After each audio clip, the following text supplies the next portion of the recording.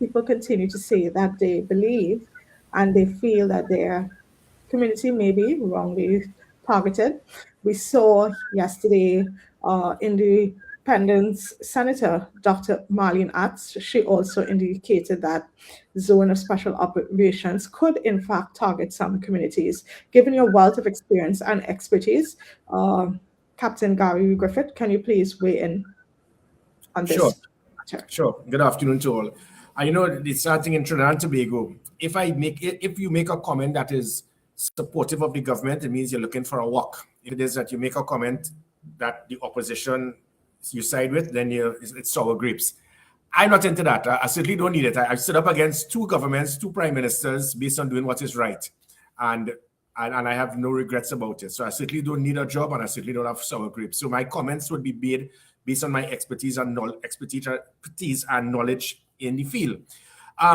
The situation that is very obvious is that there was a state of emergency for the last 14 months, and that state of emergency was done by two governments. The zone of special operations is just a watered-down version of a state of emergency.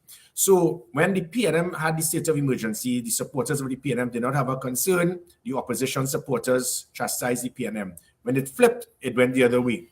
Now the UNC is in government, you're chastising the zone of special operations.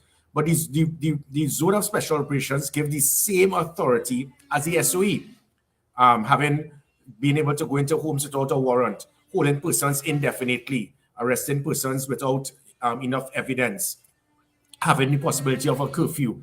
So it is just a watered-down version of the state of emergency. So for 14 months, no one on either side voiced their concern about it being used in any abusive manner. So under the state of emergency, you could have pinpointed a certain place and have a curfew in that one area. If you think it's not true, it happened with Patrick Manning. Patrick Manning had a zone of special operation when he decided to have a state of emergency, which is nationwide, but you had a curfew in one specific house to arrest a little old lady known as the speaker to make sure she was put under house arrest. That was a ZOSU. I also had a zone of special operation as security minister in Laventille without needing the proclamation. When I put 150 soldiers and police officers 24 hours a day locked down Laventille, there was one murder in 3 months. I think it was a domestic violence matter. People in Laventille said that they've never felt so safe. Fitzgerald Hines, who's my biggest critic, actually stated that he commended me for it because Laventille was safer. The concept here, however, is the zone of special operations, because it may be targeted to specific areas. People are saying, well, there could be profiling.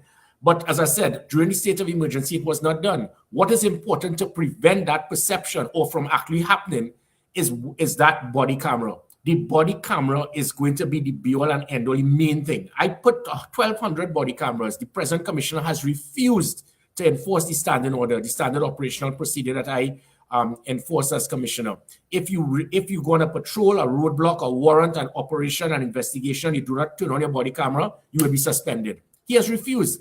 If that becomes mandatory, as is the case with the standard operational procedure, it will greatly diminish the concerns that people will have as it pertains to the zone of special operations being used by police officers deliberately to target persons and to abuse their authority.